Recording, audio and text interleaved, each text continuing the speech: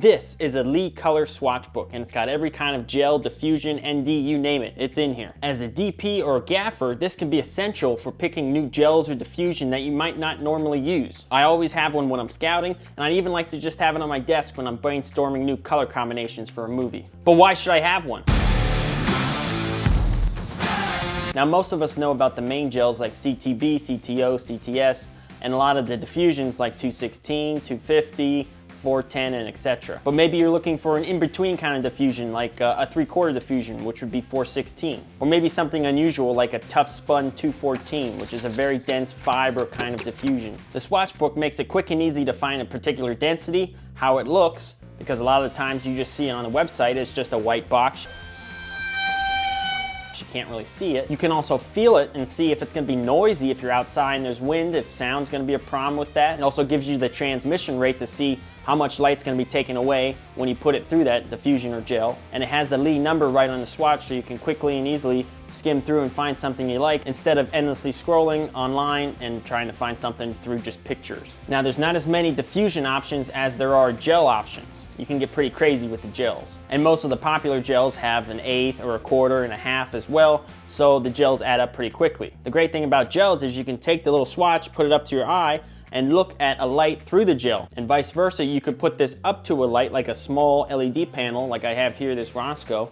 You could put it up to the light and see how it plays on a particular object or a face. Now, the gels are a little bit small, so you're not gonna be able to cover like a whole light with it, but you can get some idea of what the light's gonna do on a particular object, which can give you a better feel of the color and the mood it's gonna project on an object. One I particularly like is Lee 218, which is fluorescent green. So instead of having the actual fluorescence, which casts that nasty green that's not a good color quality at all, let's say you have like a dirty bathroom scene in a horror movie, and you want that green cast like sometimes bathrooms have those fluorescents, you could turn those fluorescents off and put up some Titan tubes around the place and just tape on the gel to the lights, so you can keep that green cast you want, but with a good color quality. I use it on this particular project here, up above the actors on this mock AC-130 that we shot in. I wanted to give a slight green rim from above in contrast to the bluer moonlight we had on the floor using an F22 panel. I just taped the gel over an aperture style tube light, and I believe I also used HSI mode to dial in a little bit more green on the tube, as 2 gels over the tube was too much green, but 1 wasn't enough for my liking. Now, yes, I could have just used the tubes in HSI or RGB mode to get the green that I wanted, but a lot of these cheaper tubes like the aperture ones sometimes don't have the best color quality in HSI and RGB mode.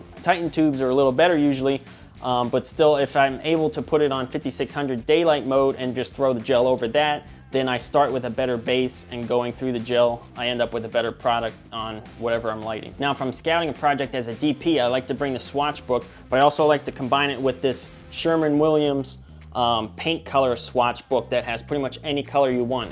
It's a huge amount. It's got every color. You can pretty much go crazy with this. That way I can combine the gel swatch book with the paint one. If I'm picking certain curtains or sheets that have a certain color and I want to match them with the gel, I can whip them out on set, like on a scout, and kind of compare things and get a good idea, go back home and figure out what would work the best. I just pop them in my backpack and take them with me, very small and very handy. You can pick one of these Sherwin-Williams books up at Sherwin-Williams.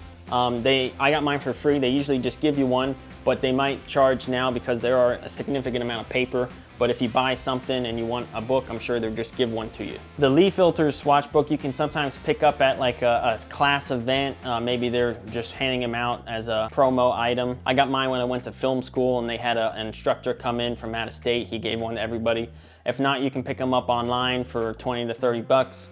Not too expensive, but they last forever. Roscoe also has a swatch book for their gels as well, so it's good to have both as their numbering system is different. I'm usually using Lee filters, and I know their numbering pretty good, so I roll with the Lee swatch book. Thank you guys for watching. If you enjoyed the video, please give me a like, subscribe. It helps me out a lot. If you want to see any topics, let me know in the comments. I'll see you next week.